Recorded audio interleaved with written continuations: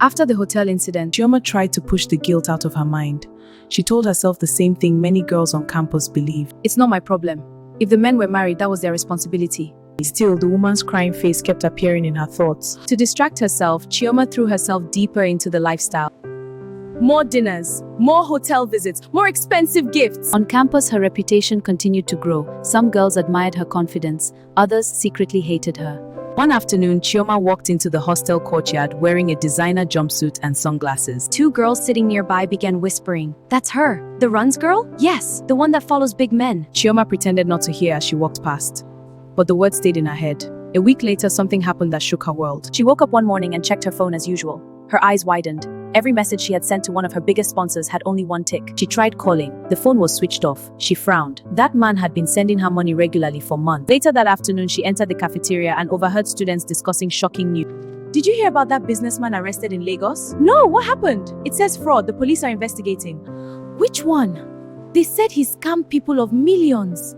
"Millions? That's unbelievable." Choma froze when someone mentioned the name. It was the same man who had been sending her money. Her spoon slipped from her hand. Suddenly, everything made sense. The expensive hotels, the sudden generosity, the constant secrecy. The money she had been enjoying might have come from stolen funds.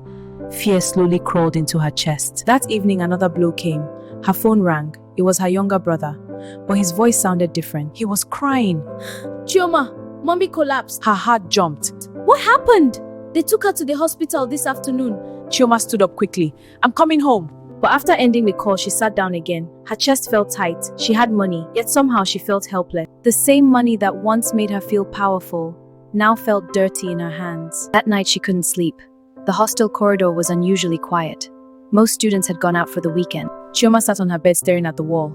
Her mind replayed everything that had happened since she arrived on campus. The gossip, The hotel rooms, the married men, the crying wife, the fraud scandal, and now her mother lying in a hospital bed.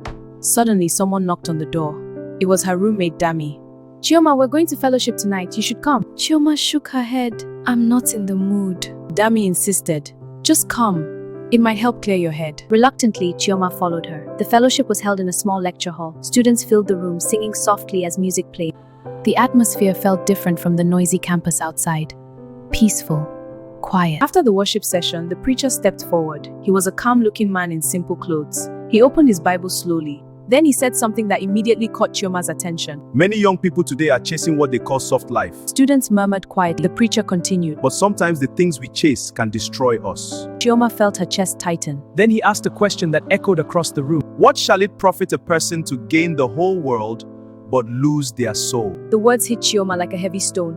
Suddenly, tears filled her eyes. Every memory came rushing back at once. The lifestyle, the secrets, the lies, the guilt she had been hiding. Before she realized it, tears were running down her face.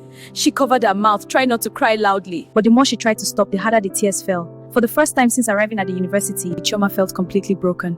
After the service ended, students slowly began leaving. But Chioma remained seated. Her eyes were red. Her heart felt strangely lighter. She knew one thing clearly now. The life she had been living could not continue.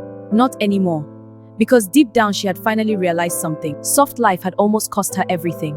And if she did not change soon, it might still destroy her future completely.